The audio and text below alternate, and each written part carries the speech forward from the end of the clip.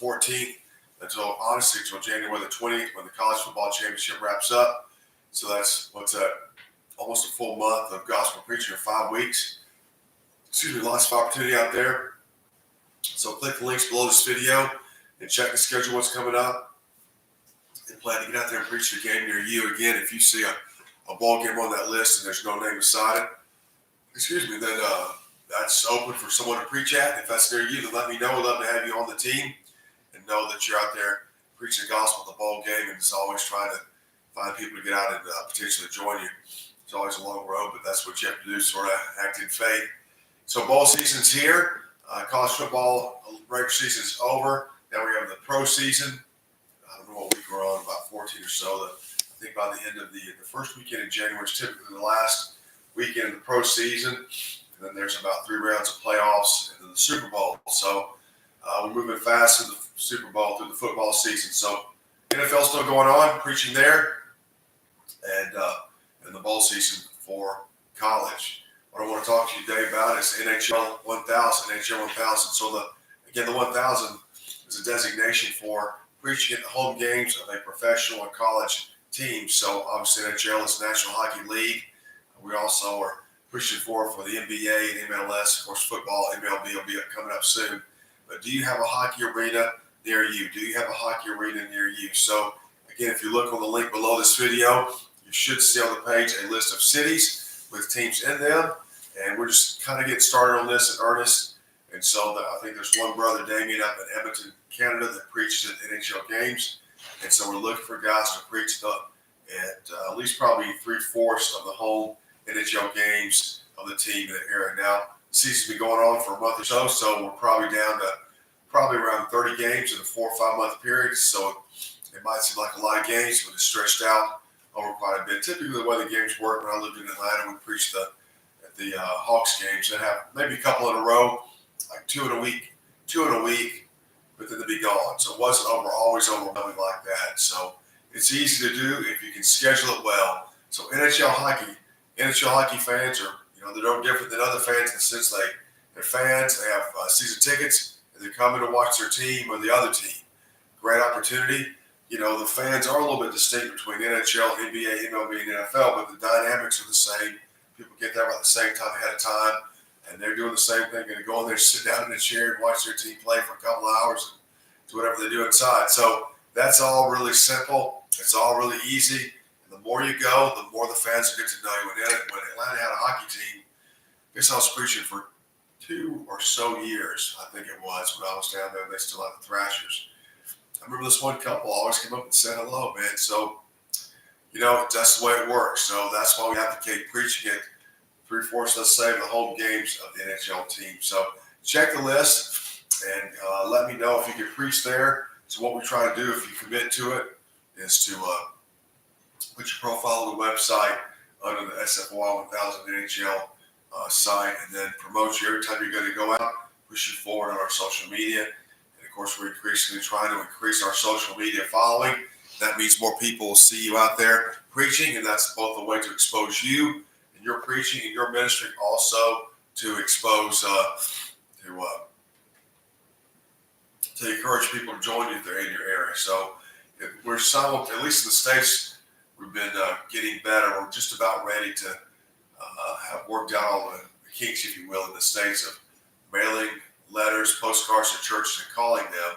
So here we're going to be, hopefully in 2025, much more efficient and proficient at contacting churches and letting them know that you're out preaching. Canada, a little slower start, got to get up there and get rolling up there, but they have probably 5 or 6 Canadian teams: Montreal, Toronto, Vancouver, Winnipeg, Calgary, stuff like that. So we need to get rolling up there. But anyway, if we get your profile on there, promote you through social media, put you out there on the emails, people get to know you and what you're doing, and that's an inspiration to them. That's also a way people get to know you, and also a way, Lord willing, for people to come and join you. So that is the big idea. I'll move on to the Super Bowl, February 6th and 9th. There's still room there. We got a great setup this year. New Orleans, Louisiana. 6th is a Thursday. Get there by 5 o'clock, and we'll be there from Thursday evening, Friday, Saturday, Sunday till kickoff. We got a great setup this year, probably the best one we ever had at the New Orleans Baptist Theological Seminary.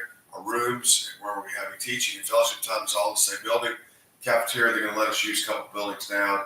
It's a great setup, the most convenient logistical setup I think we've ever had. So come to the Super Bowl. The next two are out in California. It's the last one here in the Southeast. So let me know if you can make it. Got a great group of team leaders this year. The theme is Jesus Christ and his offices.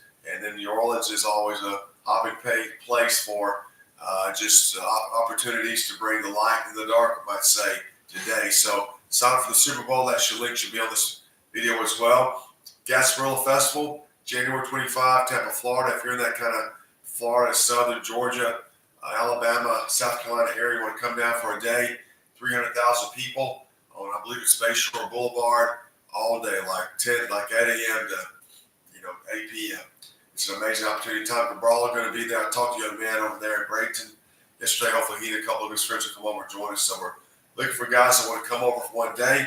If you want training or know somebody in that Florida area that's looking for training, we'd love to invite them out. It's a perfect place for training because it presents kind of the flow of the day. Like early people are normal and calm and sober, and then it just increases through the day. By the time it starts getting dark, about 5 o'clock, people are ready to be maniacs. So it's a great opportunity for training.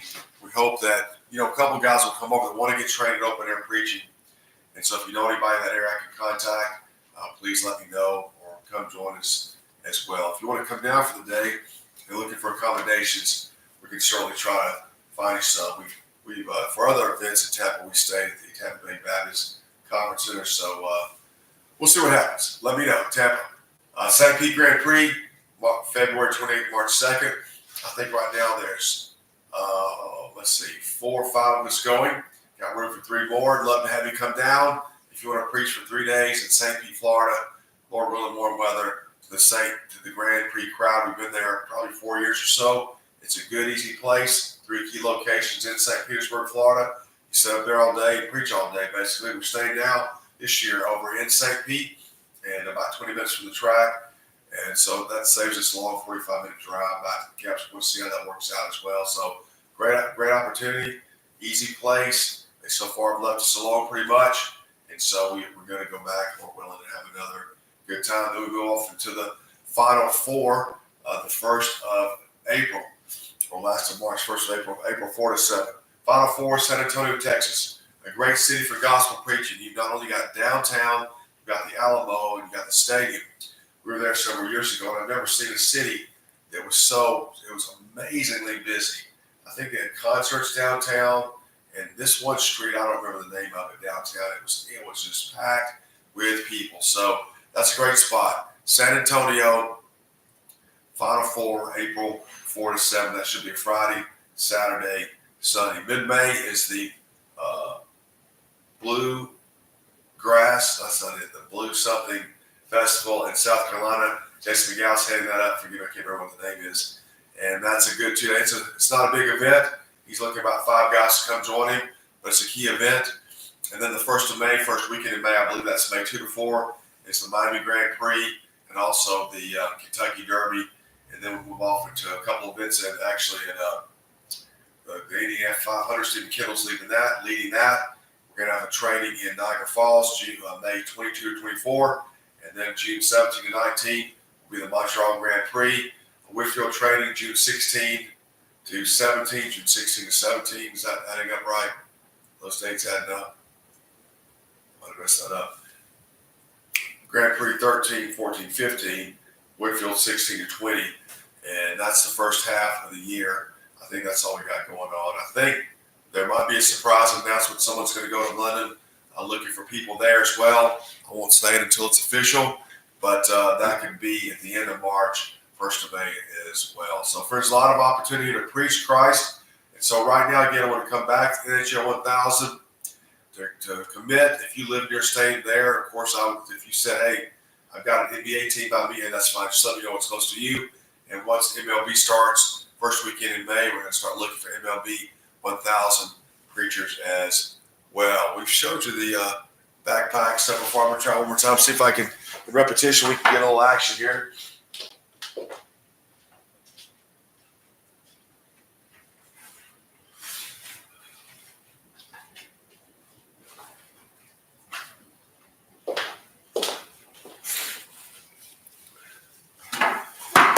me show the waterproof Bible. If you've never seen one of these, a waterproof Bible has vinyl pages. Basically, some difference between this and your Bible at home.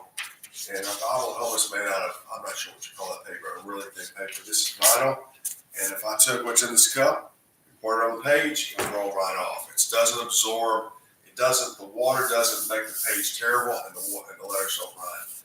Now, I've been out in the rain with one before. I've used one for years, and the pages will get wet. They will sort of get, quote, soaked, but they will dry out. But so in other words, the letters, the words don't run, and the Bible doesn't tear. It's made solidly, and so it's a durable Bible. If you drop it or kick it in the water, something like that, it's no big deal. You're not ruining, your Sunday Bible. We also sell a case for the Bible, a cover.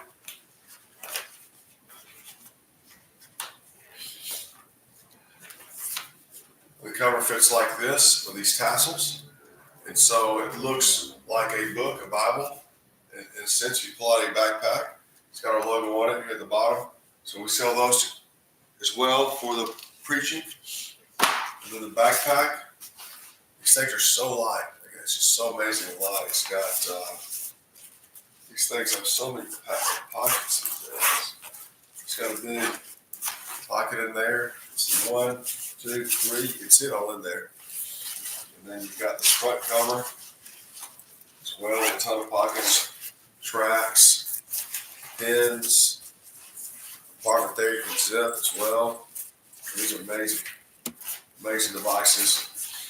And then it looks like there's this little secret place at the top. It's a great device. Carry tracts and Bibles, amps.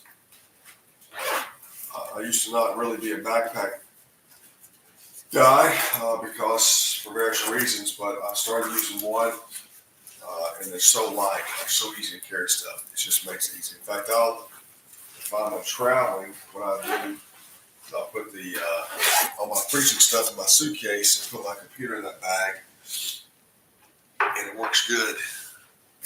And then the book, we're going to try to start bringing in a collection of books. Hopefully I get the book, The Sovereignty of God by J.I. Packer soon, and I think even a Pastor Kohler's book, Forgotten Office. We're going to try to sell those. But Physician of the Souls by Peter Master, a book about gospel ministry. Dr. Masters has been the pastor since 1970 at Metropolitan Tabernacle in London, which is Charles Spurgeon's church. He's a legend in a sense over there as well. A great book here about gospel ministry.